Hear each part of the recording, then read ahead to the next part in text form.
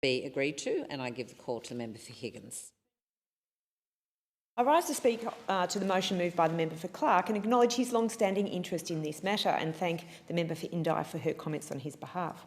Anyone who picks up the paper these days knows that public trust in governments and other institutions has eroded significantly over the last few decades. No one really knows why that is, but we do know that trust in the integrity of our democracy is key to a democracy's success. The Economy's Democracy Index makes for an interesting read on this issue. It says that fewer than 5% of the world's governments are fully functioning democracies. We are indeed fortunate Australia is one of a handful of countries listed as a full democracy. It says much about how our country provides for basic political freedoms and that civil liberties are respected. The US was downgraded to a flawed democracy in 2016. One of the most important aspects of our high democracy ranking is that we have a political culture conducive to the flourishing of a democracy. Integral to that is ensuring the integrity of those who make the decisions on our behalf, both the lawmakers and the law enforcers of our nation. That is why, Madam Deputy Speaker, I welcome the Morrison government's commitment to the establishment of a Commonwealth Integrity Commission at the last election. It is a commitment that was made to the Australian people and the one that must be delivered on. This commission will help restore trust and integrity in our public sector, government and elected officials. To this effect, the Morrison government has conducted a nationwide consultation process, drafting legislation for the implementation of Commonwealth Integrity Commission. The consultation has included civil society, academics and key experts across the government and non-government sector. We are determined to get this right. 333 written submissions were received and 47 consultation sessions have been held. The government is now considering this feedback and refining the draft legislation in order for it to be introduced into Parliament, I understand, this year. It is anticipated that following passage through the Parliament, the Commission will commence operations approximately 6 months later. Madam Deputy Speaker, I want to see this commitment delivered in full this term and have personally provided feedback on the draft bill to the Attorney-General. My constituents in Higgins have told me how important this is.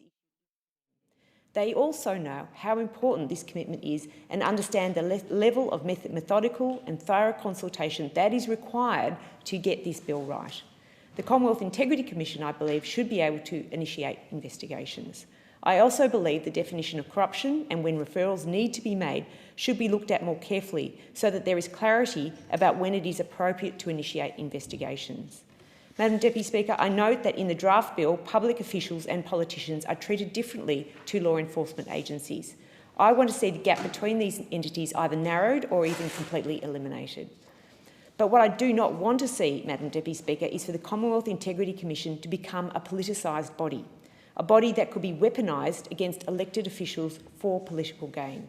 Safeguards are needed to prevent the Commonwealth Integrity Commission from becoming a political monster with unintended consequences. We most certainly need to get the balance right. A crucial element of these reforms to establish a Commonwealth Integrity Commission is the ability for the Commission to formally investigate past conduct and matters occurred prior to its commencement. We have had an undertaking that from the government. This will include over 145 criminal offences that currently exist in legislation, including bribing of an elected official, fraud, abuse of office and falsification of documents. The Commission will have more power than a Royal Commission. This is in line with fundamental principles of our justice system. Madam Deputy Speaker, it is worth mentioning that on this side of the House, we know that to have an Integrity Commission that is powerful, independent and effective, it must be properly funded. The government has already put in place the funding required for when the Commonwealth Integrity Commission legislation is passed. To this point, it is that the Morrison government has already committed $106 million of new money to the Commonwealth Integrity Commission in last year's budget, in preparation for the CIC to be established. Madam Deputy Speaker, it is so important that we get the balance right for Australians and for Australia and for our democracy. It's so that we can have confidence that the Commonwealth Integrity Commission will operate effectively. Indeed, it is important to the ongoing integrity of Australia's democracy, and I welcome the debate that is currently taking place. Thank you, Madam Deputy Speaker. Thank you. And the question is that the motion be agreed to, and I give the call to the member for Clark, joining us by video.